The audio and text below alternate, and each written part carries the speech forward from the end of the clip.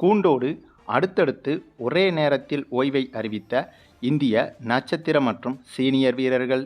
இத்தனை பேரும் ஒரே நேரத்தில் ஓய்வு முடிவா? அதிர்ந்து போன ஒட்டுமொத்த கிரிக்கெட் உலகம்.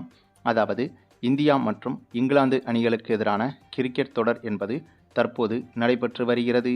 சமீபத்தில்தான் இந்த இரு அணிகளுக்கு எதிரான T20 கிரிக்கெட் தொடர் நடந்து முடிந்திருந்தது. அந்த தொடரை இங்கிலாந்து அணி கைப்பற்றியும் இருந்தது. அதனைத் தொடர்ந்து 3 ஒருநாள் போட்டிகள் கொண்ட தொடரில் தற்போது இந்திய அணி இங்கிலாந்து அணியை எதிர்த்து விளையாடி வருகிறது. இதில் முதல் ஒருநாள் போட்டியில் இந்திய அணி வெற்றி பெற்றிருந்தது. அதனைத் தொடர்ந்து நேற்று நடைபெற்ற இரண்டாவது ஒருநாள் போட்டியை பொறுத்தவரையில் இந்திய அணியும் இங்கிலாந்து அணியும் வெற்றிக்காக கடுமையாக போராடியது. இந்த போட்டியில் யார் வெற்றி பெறுவார் என்ற எதிர்பார்ப்பு இரு நாட்டு ரசிகர்கள் மத்தியில் அதிகமாகவே இருந்தது. அதற்கு காரணம், இந்த இரண்டாவது ஒருநாள் போட்டியில் இந்திய அணி வெற்றி பெற்றால் தொடரை கைப்பற்றிவிடும்.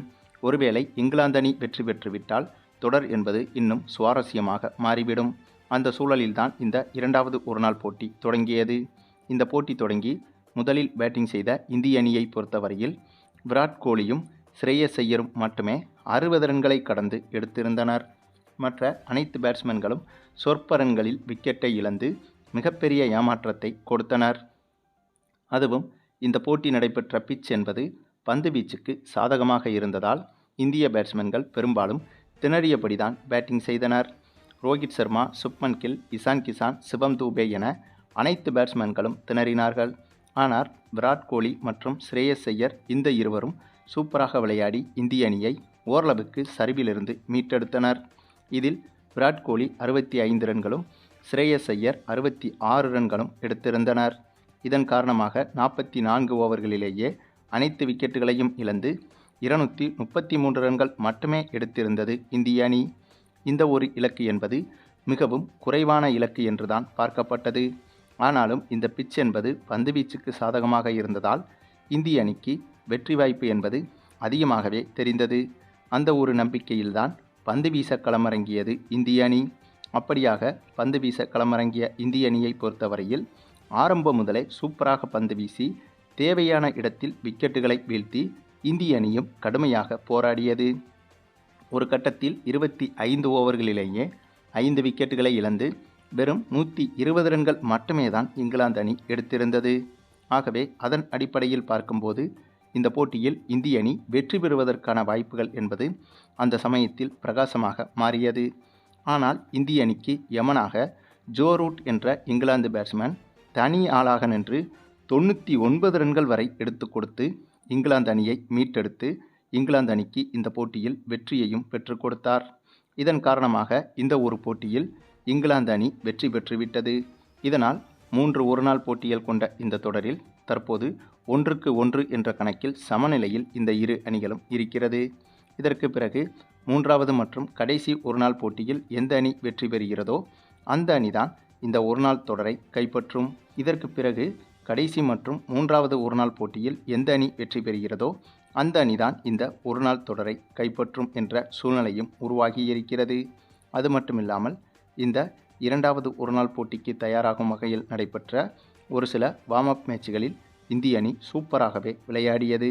அத்தகைய போட்டிகளின் போது ரிசல்ட்டுகளை பார்க்கும்போது அதிகாரப்பூர்வ ஒருநாள் போட்டிகளில் இந்திய அணி எளிதாக வெற்றி பெற்றுவிடும் என்றுதான் எதிர்பார்க்கவும் பட்டது. ஆனாலும் கடந்த போட்டியில் இந்திய அணி தோற்றது என்பது இந்திய ரசிகர்களுக்கு சற்று ஏமாற்றமாகவே மாறியது. ஆனாலும் கூட கடைசி ஒருநாள் போட்டியில் வெற்றி பெற்று இந்த தொடரை கைப்பற்றினால் மட்டும்தான் T20 தொடரை இழந்ததற்கு இங்கிலாந்து அணிக்கு இந்திய அணி பதிலடி கொடுப்பது போல மாறும்.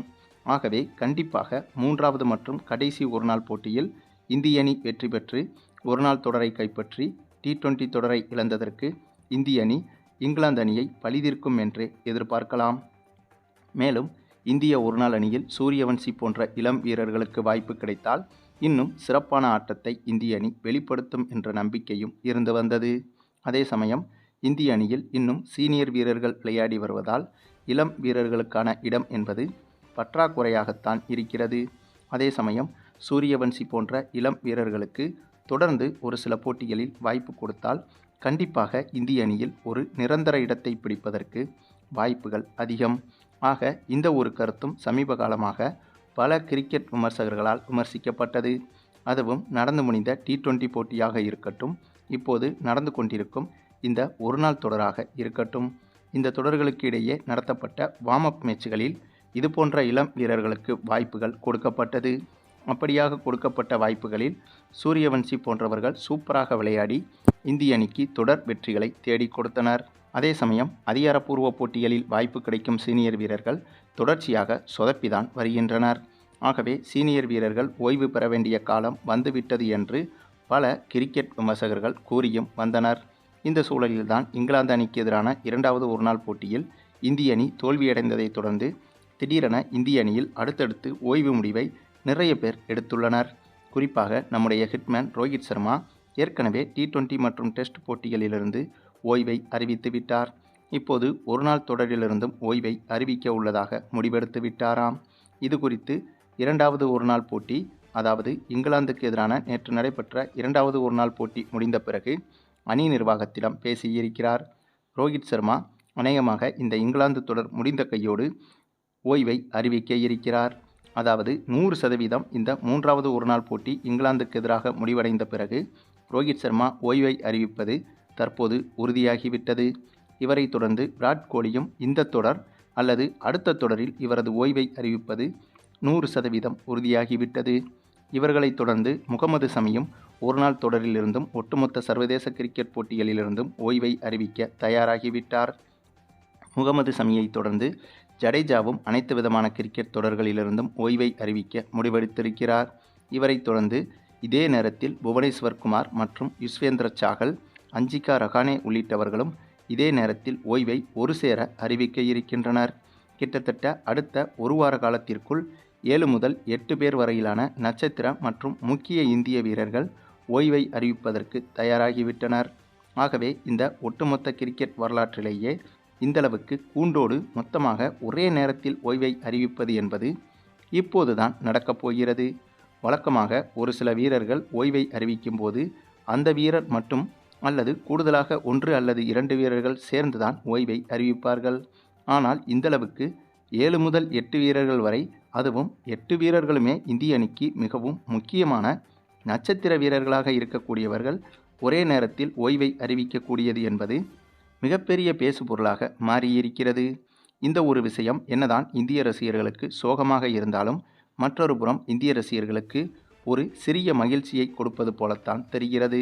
அதற்கு காரணம் சூரியவன்சி, ருத்ராஜ் கெய்க்வாட் உள்ளிட்டவர்களுக்கு இந்திய அணியில் இனி தொடர்ச்சியாக வாய்ப்பு கிடைப்பதற்கு இந்த ஒரு ஓய்வு முடிவு என்பது நல்ல முடிவாக இருக்கும் என்பதும் குறிப்பிடத்தக்கது. சரி, நீங்கள் சொல்லுங்கள், இங்கிலாந்துக்கு எதிரான மூன்றாவது ஒருநாள் போட்டியில் இந்திய அணி வெற்றி பெற்று தொடரை கைப்பற்றுமா என்பதை பற்றியும், அதேபோல ஒரே நேரத்தில் இப்படியாக கூண்டோடு ஓய்வை அறிவிக்க இருக்கும் இந்திய நட்சத்திர வீரர்களின் இந்த ஒரு முடிவுகளை பற்றியும் உங்களுடைய கருத்துக்களையும் கமெண்டில் தெரிவிங்க. மேலும் இந்த வீடியோ பிடிச்சிருந்தா லைக் பண்ணுங்கள், மற்ற அனைவருக்கும் ஷேர் பண்ணுங்கள், மறக்காமல் நம்ம சேனலை சப்ஸ்கிரைப் பண்ணுங்கள்.